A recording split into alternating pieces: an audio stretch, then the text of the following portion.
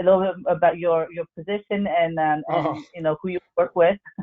oh. Well, I've been a board member with the Vietnamese American Chamber for a few years now. My full-time job is I am the president and CEO of California International, the only Vietnamese American depository institution in the country. Thank you, Tan. And also, I'd like to add on, he's also going to be he's currently a chair elect for the Vietnamese American Chamber, and I'm really excited for you to take on the lead next year. And so because of that, I'd like to also, go into what you know best is banking and understand what's happened recently in recent news with, SVB being one of the largest banks to fail in recent years, followed by Signature Bank and First Federal. Can you just explain how and why these banks collapsed in your mind? So the reason why the banks collapsed is a what we call a run on the banks happened. Classical run on the banks. So basically, the depositors lost confidence in the banks and took out all their money. That's plain and simple, classic bank run. There's various reasons why they lost confidence. We can start with Silver SVB, the big one, Silicon Valley Bank. So what happened there was the they sold a portfolio of bonds that lost a bunch of money, and then they failed to raise capital to plug the hole. So their depositors freaked out and just took out all the money. It's classic run on the bank.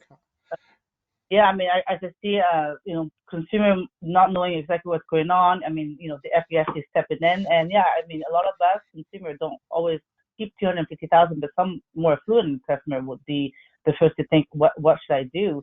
So how and because of this run on the bank and then the FDIC coming in, how is that affecting our consumers and their deposit? I mean, they did say they're going to protect it, but is there more that we should know about the FDIC and how we should protect ourselves? So just to be clear, they said they're only protecting Silicon Valley Bank and Signature. So those are the only Mm-hmm. banks currently protected. The, the government came out and designated them as systematically important so that they Mm-hmm. could they could cover deposits that are uninsured. Um, but pretty much the best way to protect yourself is to diversify your banking relationships, and within your banks, you can diversify with account types. So it's very easy. You can go to the FDIC. They actually have a fun little calculator called Eddie, Ask Eddie. But generally, every account type and Mm-hmm. beneficiary will get 250,000 in insurance. So one example is a husband and wife. If they go in and open one account each, that's 500,000, and then a joint account that would then become 750,000. And then if they opened up a CD, it could go up to 1 million. So account Got it. types and beneficiaries. So that's one way. I mean, if you want to get, if you have a trust, then you could potentially open up a trust and name a bunch of beneficiaries, and each beneficiary gets 250,000. So you can run your scenario on the FDIC website actually. Great. Thank you for giving that information. Can you repeat that the site again, just for to make sure everyone heard that? It's the It's A. FDIC, and Uh-huh. then on there's a calculator called Ask Eddie. S Eddie. Okay, awesome. Yeah, Ask Now you Eddie FDIC calculator. If you type that in, it'll come up. If you awesome. Google Ask Eddie FDIC calculator. You'll get that. No, that's really good tool to know. But I mean, not everyone. So, some of us could would love yeah, to if you be come, able to calculate. I'm sorry. Can you hear me? yeah. Oh, Okay. well, if you come into my bank, we'll calculate it for you. But Okay. um, Yeah. Make sure essentially, we'll be the definitely send FDIC I'll calculator. over to you and make sure they understand how to calculate that. Well, you brought another point that you brought up here that I think is important to ask is that you were talking about consumer. However, we do have business clients or members of the chamber. How do they protect themselves against with this type of scenario? Because not the banks, both personal and business. Can you talk more about the businesses and how can they protect themselves? Now, also within businesses, they use multiple financial instruments such as standby LC, commercial LC, some backed by different instruments such as CDs or money market. Can you kind of explore or explain to us more about how can businesses also protect themselves in this type of scenario. So businesses, unfortunately, the primary way there for them is to diversify their banking relationships to minimize the 250. Or Mm-hmm. businesses can seek out banks that participate in the ICARS or CDARS program. Mm-hmm. And then that's a system where the bank will then send their deposits out to make sure it's fully insured. And with FDIC insurance, only deposit accounts are covered. So stuff like letters of credit, lines of credit, that if the bank fails, then there's no obligation for anybody to To pay, live up to the to yeah comply. live up to the letter of credit or line of credit because that's a contract. Right. Well, that's really important to know. So in this situation, you're talking about SVB and Signature Bank being one that the FDIC is securing. So those businesses that do bank with those two institutions at this point should be secured at least for some part of those funds. Am I right? They're 100% secure. So it's Okay. actually business as usual for them now until they get likely get bought because right now the Fed is auctioning off both banks.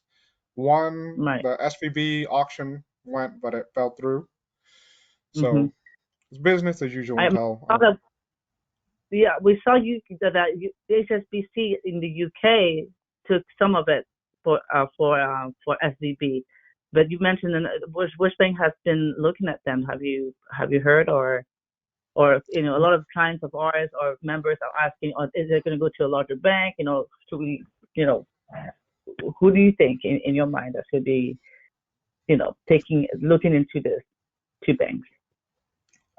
most likely a bigger bank. It's pretty tough to be able to come in and buy the bank because the regulators are going to want an experienced management team to take over.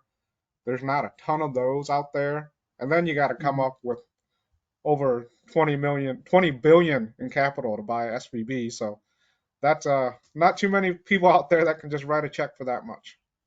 Yeah, so you could think of a few banks already on top of Yeah, that. The yeah, bailout probably bank. going to a bigger bank. Yeah, or maybe bank a little bit bigger, maybe not a merger bank, not a mega bank, but it's definitely likely. If Bigger I than had to bet, 20 I'd bet billion. on a bigger bank. Yeah, but your deposits are safe there, so there's no reason to panic if you're banking there.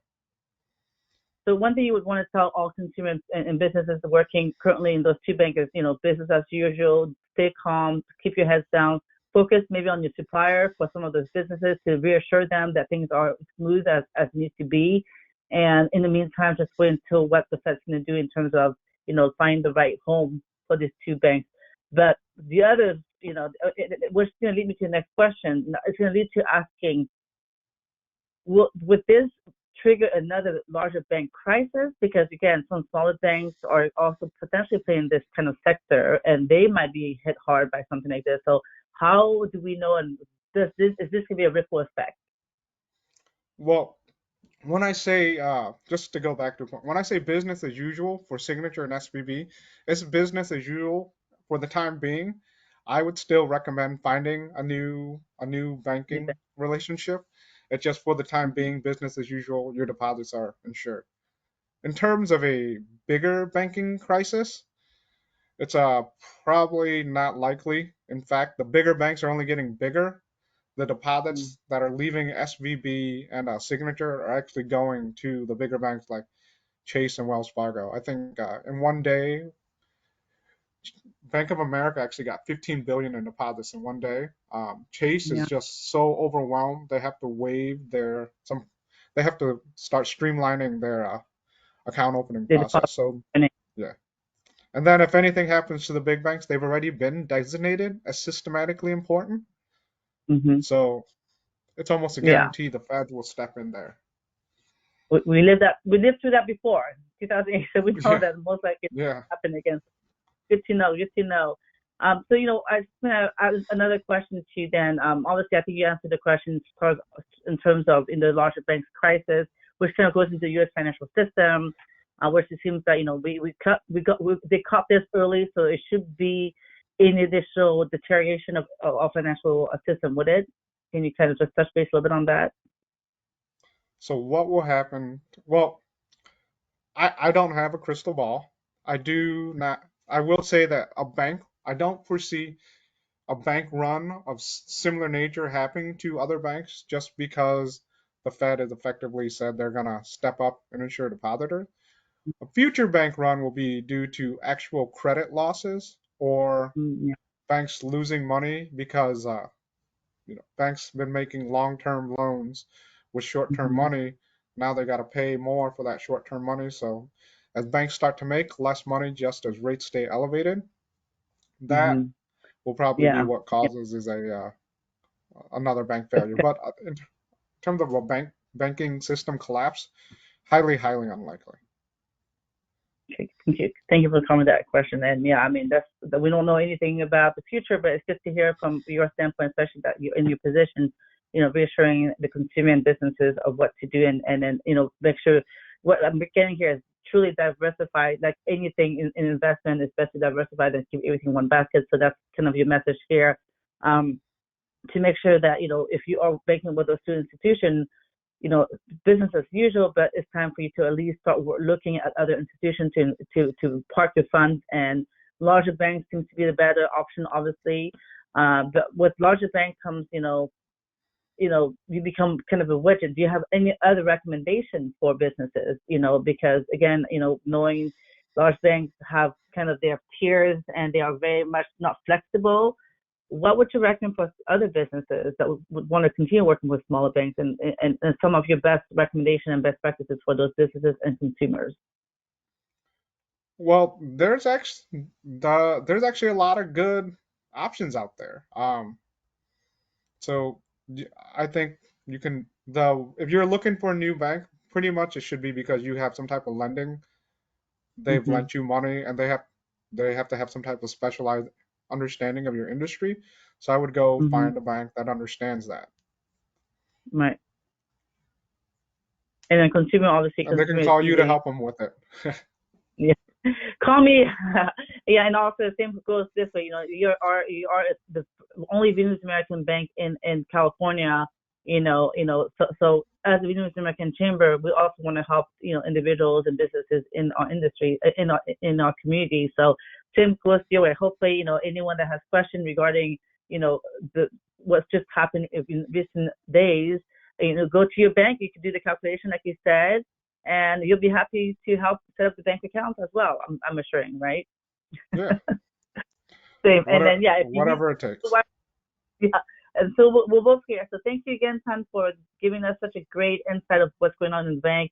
For those that don't understand banking, especially, and some of them that understand part of it, and businesses that don't understand, this is really helpful. We do appreciate your time in this morning, and I'm sure you're busy with your own banks and customers coming to you open accounts. So with that said, is there anything else you'd like to add to our members and things that they should just think about before we close this call today? Well, I would just say a couple things. Stay with regards to your banking relationship industry wide. For now, stay calm. The Fed has said they're going to step up, but it doesn't ever hurt to explore other relationships. And we're here. Okay. We're here to help in any way. Yeah, the chamber is here. So again, thank you, Tan. And for those listening, we are very thankful that you chime in and actually join this meeting today, hearing what we have to say about the current U.S. bank collapse. Again, like Tan and I said, we're here to help any businesses that have any question or any consumer that has questions. You can contact us going through our website at www.vacoc.org, and we'll be happy to have a chat with you as well. So with that, thank you again and have a wonderful day. Thank you. Have a good one. Thank you.